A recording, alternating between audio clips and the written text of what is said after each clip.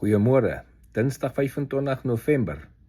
Hier in die laaste week het 'n hele paar mense my 'n paar keer gevra, wanneer gaan die vlugte hervat word Amerika toe?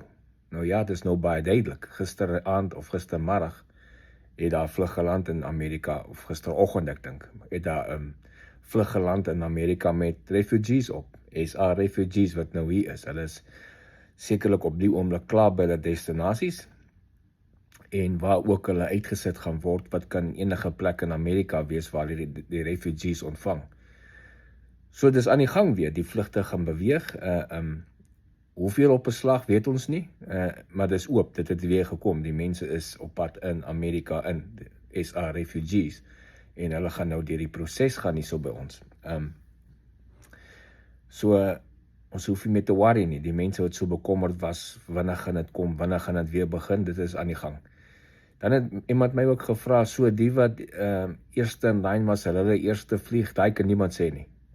Niemand kan dit sê nie. Die proses hoe dit werk in Suid-Afrika, jy sal weet as jou nou op lyn is om te kom. Dan het iemand 'n komment gemaak om te sê, ja, maar wat van as ek eers 'n paar maande, as hulle vir my sê ek moet nou kom, hulle sê vir my vlieg is volgende week, maar ek wil nog eers 'n paar maande bly om goed te verkoop en al die tipe van dinge. As ek sal ek dit nie doen nie.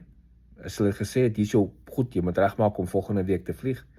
Jy sê nee, maar ek wil nie meer, ek sal dit later doen. Hulle gaan jou agter op die lyn sit. Heel agter op die lyn sit as dit gebeur. En jy weet, heel agter op die lyn kan baie keer van die lyn afval ook.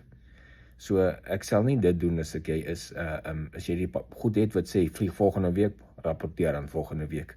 As jy dit nog graag die program wil gebruik. Want as jy vir sê, nee, ek kan nie meer of so wil kom nie, gaan jy maar agter in die lyn, soos ek sê, jy kan afval van die lyn af. Dan het ek 'n spesifieke vraag ook gesien, wat iemand vra, hoekom moet ons goed in Engels vertaal? Ons geboortesertifikaat of matriek, hoekom moet ons dit in Engels vertaal? Nou, ek wil nou nie lelik klink of snaaks wees nie. Amerikaners verstaan Afrikaans nie. Die Amerikaners in Suid-Afrika wat by die ambassade werk, van hulle verstaan Afrikaans, maar nie in Amerika nie. As hulle vra, vertaal die goed in Engels, wil hulle dit in Engels sê. Dit is nie vir ons om te vra, hoekom nie. So hier is nie up vir debate nie. Jy moet dit in Engels sê. So onthou net, as jy kan, gaan solank as jy goed kan vertaal dit in Engels. En veral jou enige geboorte of divorce of marriage certificate en daai, maak seker dis in Engels, want hulle gaan jou definitief terugstuur om dit te gaan vertaal, wat jou proses gaan vertraag. En om hulle daar te question en sê, hoekom weet in Engels sê, gaan niks vir jou beteken nie, gaan jou regtig niks help nie. So ek's nogal verbaas oor daai vraag, dat iemand sal vra, hoekom moet ons dit doen? So, onthou nie daai, dink dit logies nou, né? En dan, maak gereed, soos ons sien, die vlugte is oop, ons weet nie hoeveel vlugte op 'n slag, hoe vinnig op 'n slag, hoe vinnig agter mekaar nie, maar daar het beslis mense gister na Amerika aangekom. En dit beteken, die dinge beweeg weer. So die skip, lyk my, hulle het hulle geld gekry en alles, die budgetgeld is getransfer.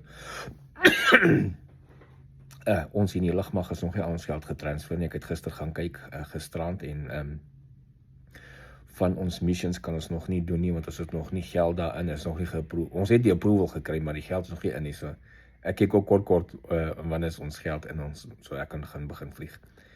Maar dis dit, onthou, wees gereed, as hulle vir sê kom, as hulle vir sê wees by die vlieglughawe op daai dag, wees daar, en maak gereed, en as dit te vinnig op jou gaan wees, en te onttrek uit die program uit, want jy hou mense op, as jy gaan kom op 'n punt op die einde en sê, nee, maar ek wil nie meer gaan nie, moenie dit doen, asseblief nie, want daar is so baie wat wil kom, en dan gaan jy onnodig mense ophou. Dis al vir vandag, sien julle dan later, sien julle een van die dae hier in Amerika, geniet dit.